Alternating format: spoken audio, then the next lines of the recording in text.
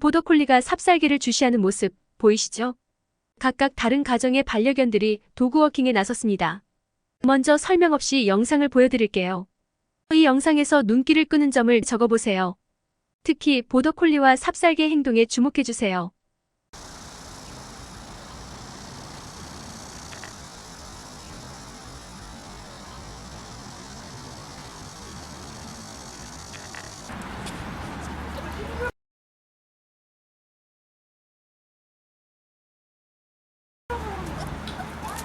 이 영상에서 어떤 점이 눈길을 끌었나요? 도그워커와 삽살개의 행동을 먼저 살펴볼게요. 삽살개가 도그워커의 뒤편에서 몸을 뒤로 빼며 지그재그 걷고 있습니다. 줄이 팽팽해질 때마다 도그워커가 줄을 낚아채듯 당기는 것 보셨나요?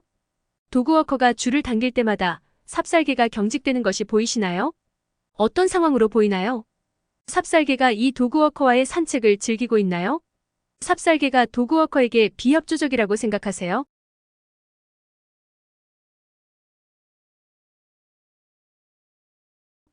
이제 산책을 시작하기 직전의 순간으로 돌아가 봅시다. 보더콜리와 삽살개를 자세히 봐주세요. 보더콜리가 삽살개를 강한 눈빛으로 쏘아보는 모습 보이시죠? 부드러운 시선이 아니죠. 삽살개를 타깃으로 정한 거예요. 그러고는 도전적인 시선을 고정한 채 삽살개를 향해 곧장 일직선으로 걸어갑니다. 이것은 삽살개의 개인 공간을 침범하는 무례한 행동입니다. 그 순간 삽살개의 무게중심이 보더콜리의 반대 방향으로 넘어가는 것 보셨죠? 이 보더콜리 같은 개를 분리라고 부릅니다. 분리에도 여러 케이스가 있는데 기본적으로 상대를 괴롭히는 개를 말합니다. 보더콜리가 삽살개의 등에 발을 올립니다. 이런 행동을 T쉐이프라고 하는데 매우 무례한 행동입니다. 처음 보는 사람이 다짜고짜 여러분 어깨에 팔을 걸치는 것과 비슷해요. 삽살개의 자세를 보세요. 온몸이 경직되어 등도 둥글게 굽었죠. 극도로 긴장한 상태입니다.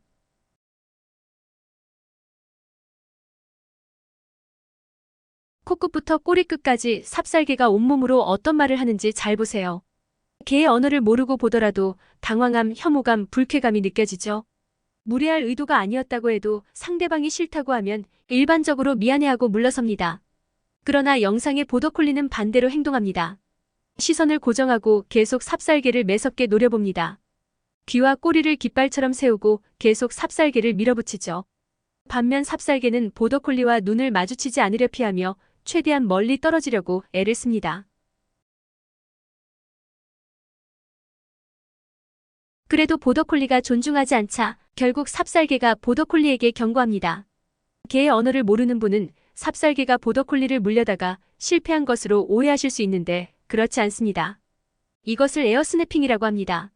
스냅핑하는 것처럼 행동하지만 실제로 물거나 공격하는 게 아니라 허공의 액션만 취하는 거죠. 옐로카드, 레드카드 경고장과 같습니다.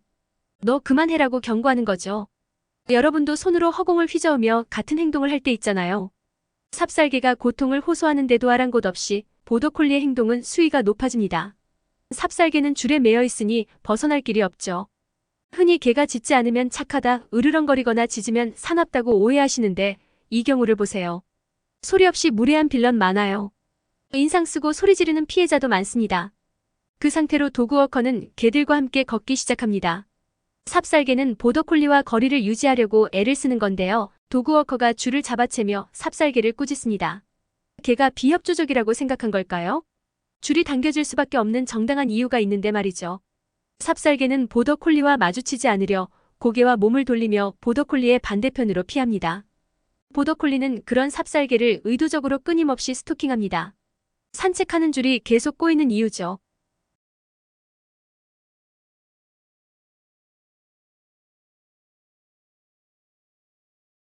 도그워커는 엉키는 줄을 넘으며 걷느라 바쁩니다.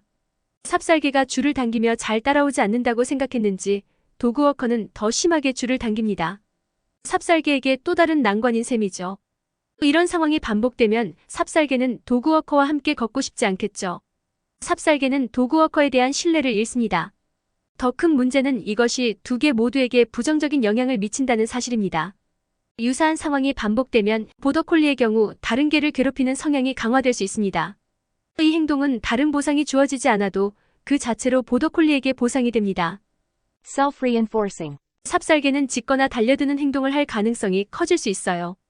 개가 도움이 필요할 때 보호자가 도움을 주지 않으면 개가 스스로 해결해야 하죠. 싸우거나 피하거나. 피할 수 없다면 개가 할 수 있는 일은? 짖기, 달려들기, 공격하기. 다른 개가 나타났을 때 보더콜리의 반응을 보세요. 내리꽂듯 시선을 고정하고 앞으로 쏠리는 모습 보이시죠? 괴롭힘과 스토킹을 방임한 결과죠. 이제 도그워커가 삽살개에게 간식을 줄 때 보더콜리의 행동을 지켜보세요. 도그워커가 삽살개의 이름을 부르며 간식을 주려고 하자 보더콜리가 삽살개를 노려봅니다. 가만히 있어도 괴롭히는데 맛있는 음식을 먹는 모습을 그냥 지켜볼 리가 없잖아요.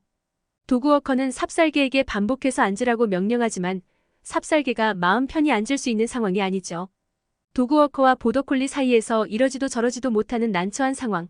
삽살개가 안절부절 어쩔 줄 모릅니다.